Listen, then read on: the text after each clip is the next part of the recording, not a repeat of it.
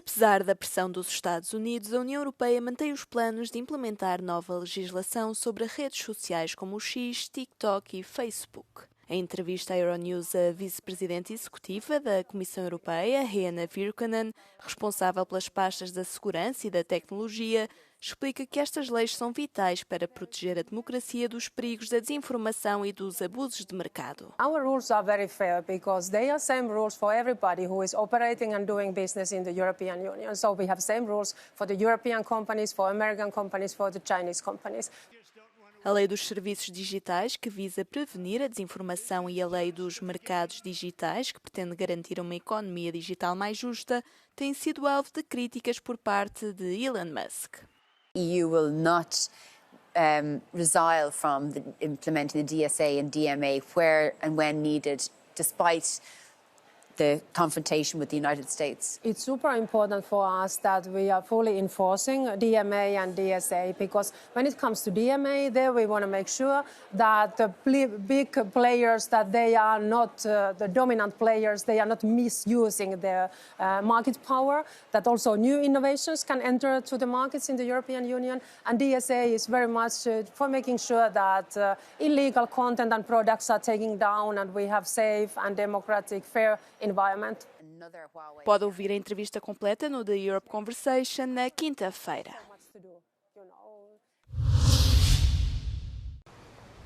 Com as tarifas aduaneiras dos Estados Unidos e as políticas de Donald Trump, a Europa enfrenta uma situação sem precedentes, com consequências difíceis de prever, mas que podem levar a reformas benéficas a longo prazo, explica Themis Themistokleous, diretor de investimento para a Europa, Médio Oriente e África do banco suíço UBS, à Euronews.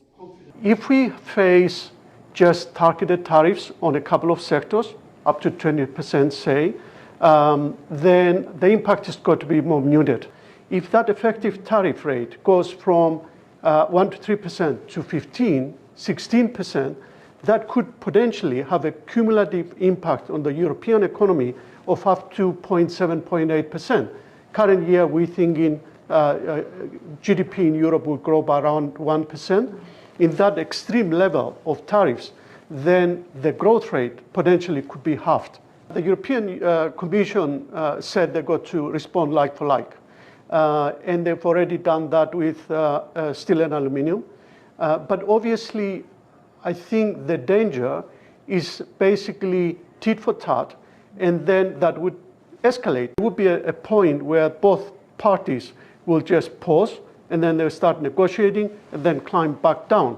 But even that in itself will do some damage to the economy, because businesses will find that uncertainty very difficult to deal with. So they will be investing less, they will be doing less, so that will have an impact on the economy. The EU has also responded, announcing investments in big tech and defense. Do you share the optimism that they will fuel the growth of the European economy? Yeah, that's the other interesting development in Europe. So we talk about tariffs that clearly going to have a short-term negative impact on the economy. What you're talking about is the response from Europe to the foreign policy from the US. The European Commission announced some moves to deregulate. That to me is one of the, if they do it, that would be a big step in the right direction. One of the problems we suffer in Europe, we know, is over-regulation, and that kills innovation and entrepreneurship. And if we have more deregulation, that will take, I think, and one of the hurdles for European growth.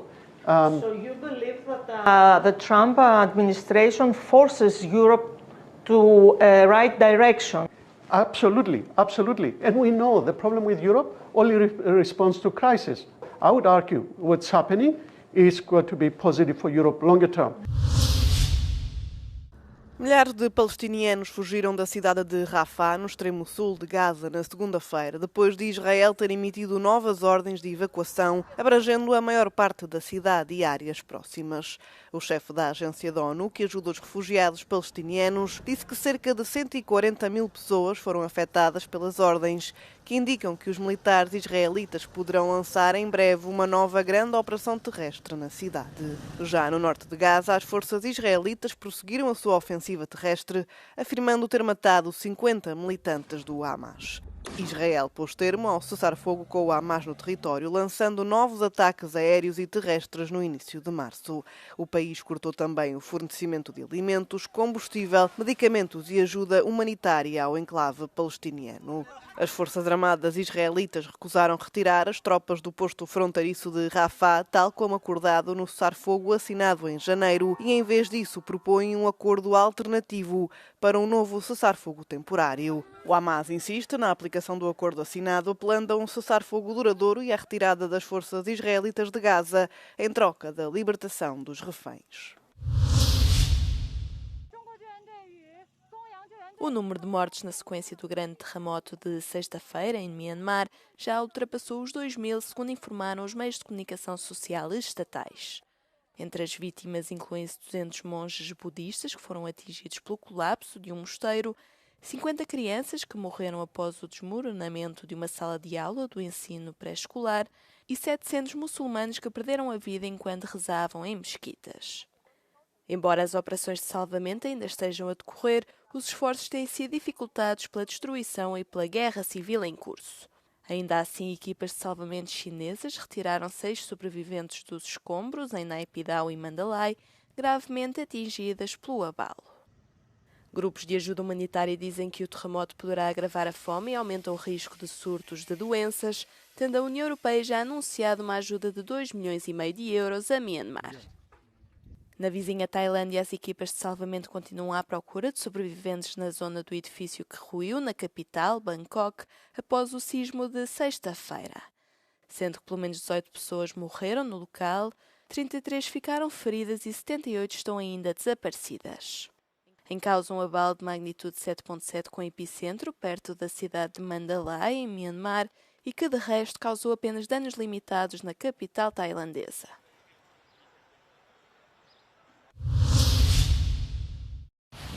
Uma forte tempestade atingiu as ilhas gregas de Paros e Mykonos na segunda-feira, provocando inundações generalizadas e levando as autoridades a encerrar escolas e a proibir a circulação de veículos, exceto de emergência. A forte precipitação que se fez sentir nas principais cidades de Pariki e Nausa, em Paros, transformou as ruas em autênticos rios, com vários carros a serem arrastados pela corrente. As autoridades de Paros informaram que não há registro de feridos ou desaparecidos e que 13 pessoas que ficaram retidas na tempestade já foram levadas pelos bombeiros para suas casas. Em Mykonos, onde as inundações foram menos intensas, foram utilizadas escavadoras para abrir caminho entre o fluxo de água que passou junto de cafés e restaurantes à beira-mar. Várias ilhas perto de Paros, no arquipélago das Cíclades, que se situa a sudeste do continente, no Mar Egeu, continuam sob aviso de mau tempo até terça-feira. No condado de Győr-Moson-Sopron, no noroeste da Hungria, o abate de gado que adoeceu devido à febre aftosa pode demorar até 10 dias. Os caminhões transportam os corpos de 3.000 bovinos para perto da fronteira com a Áustria, onde serão enterrados. Para além de cal e palha, será colocada uma camada de 2 metros de terra sobre as carcaças. A enorme vala comum foi escavada a algumas centenas de metros da aldeia de Csemestanyára. Os habitantes locais temem que os animais mortos possam contaminar as águas subterrâneas. És attól félünk, mert sok saját kutyaink vannak, furkutyaink, és elég közel temetik itt el állatokat, nehogy szennyeződjön a ivóvízünk is. Mert jó, megígérték, hogy majd lesz vízhálózat, de nehogy előbb betörténjen valami.